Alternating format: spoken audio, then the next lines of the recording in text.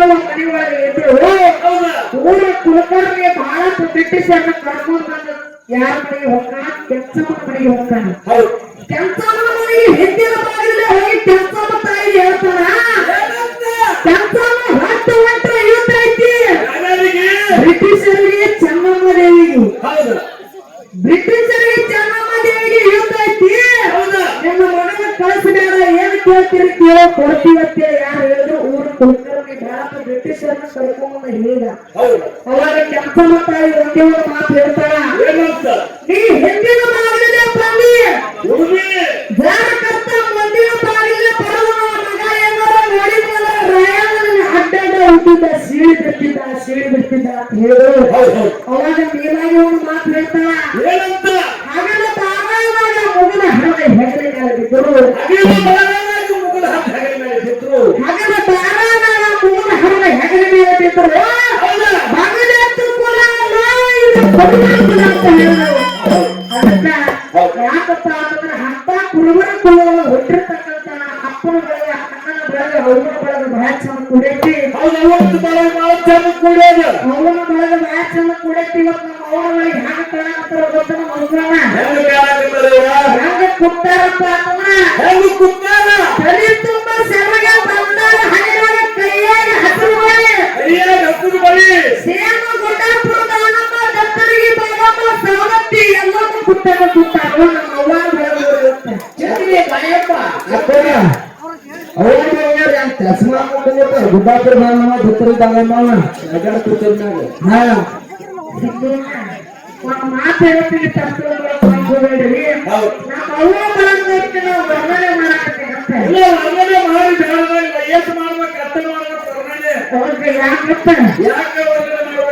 ಅಂದ್ರೆ ಅವನ ಬಳಗದವ್ರ ತಮ್ಮ ಅಪ್ಪನ ಬಳಗದವ್ರ ಹೆಚ್ಚಂತೀರ ನೀವು ಅವನ ಬಳಗ ಹೆಚ್ಚು ಮಾಡಕ್ಕೆ ನಮ್ಗೆ ಗೊತ್ತಾಗ ಅವನ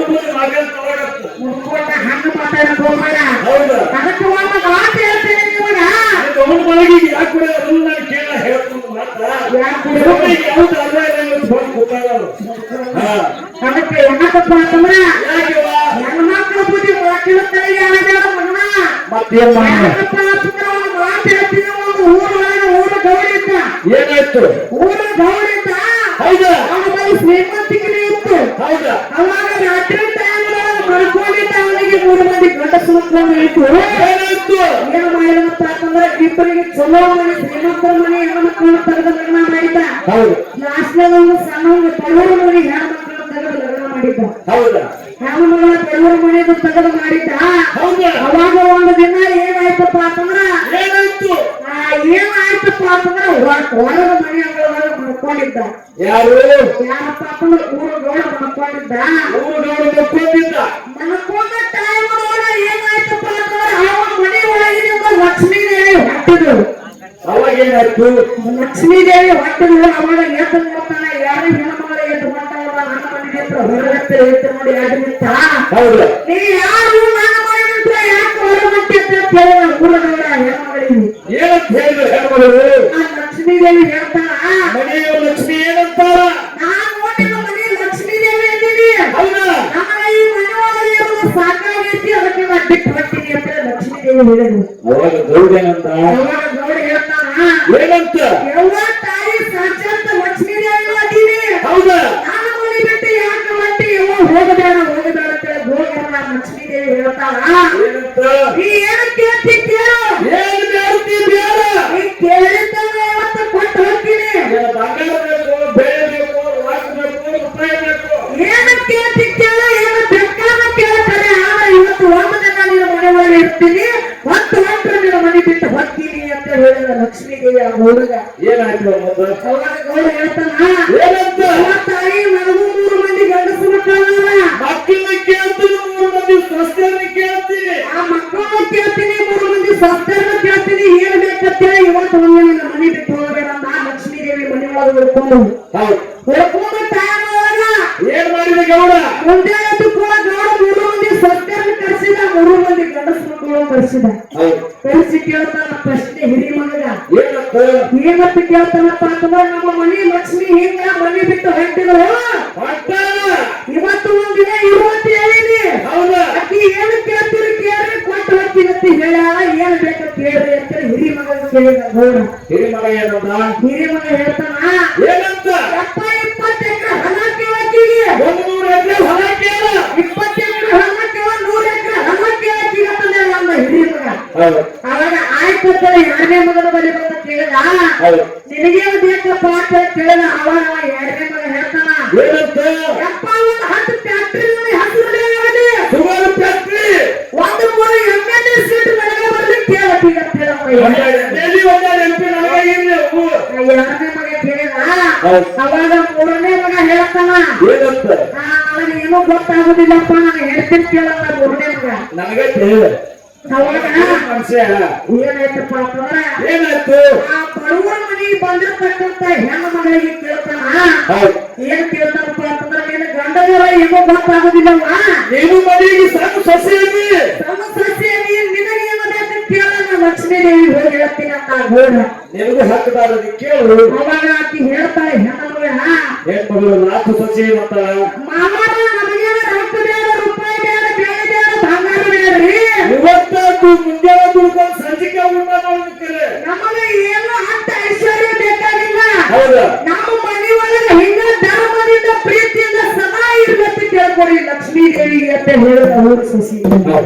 ಅವಾಗ ಸಣ್ಣ ಸೊಸಿ ಕೇಳಿದ ಕಾಲಕ್ಕ ಯಾಕಪ್ಪ ಅಂತಂದ್ರ ಸಣ್ಣ ಸೊಸಿ ಕೇಳಿದ ಕಾಲಕ್ಕ ಲಕ್ಷ್ಮಿ ಮುಂದೆ ಬಂದಳು.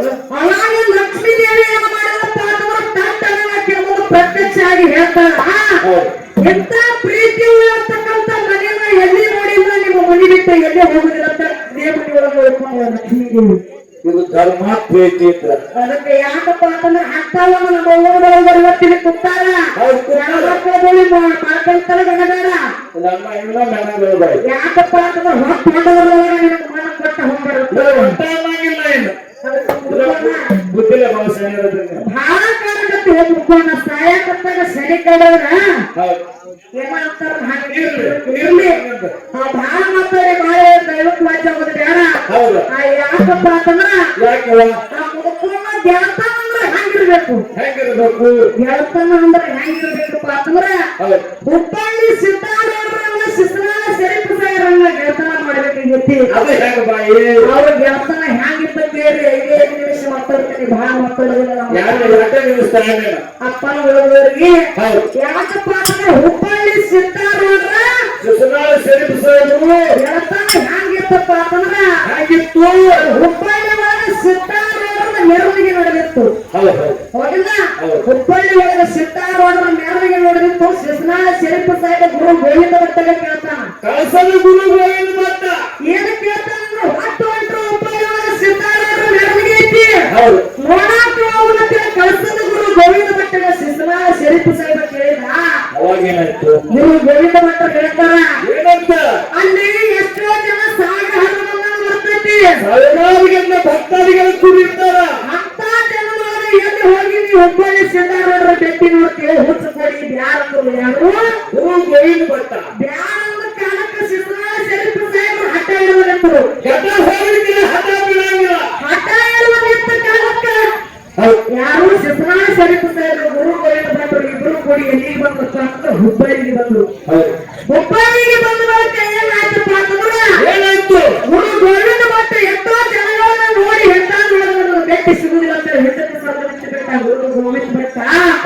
ಶಿಸ್ನಾಳ ಶರೀಫ್ ಸಾಹೇಬರು ಏನ್ ಮಾಡ್ತಾರಪ್ಪ ಅಂತಂದ್ರೆ ಬಹಳ ಚಂದ ವಿಚಾರ ಮಾಡಿ ಏನ್ ಮಾಡಿದ್ರು? ಎಂತ ಜನಸಾಗರ ಒಳಗ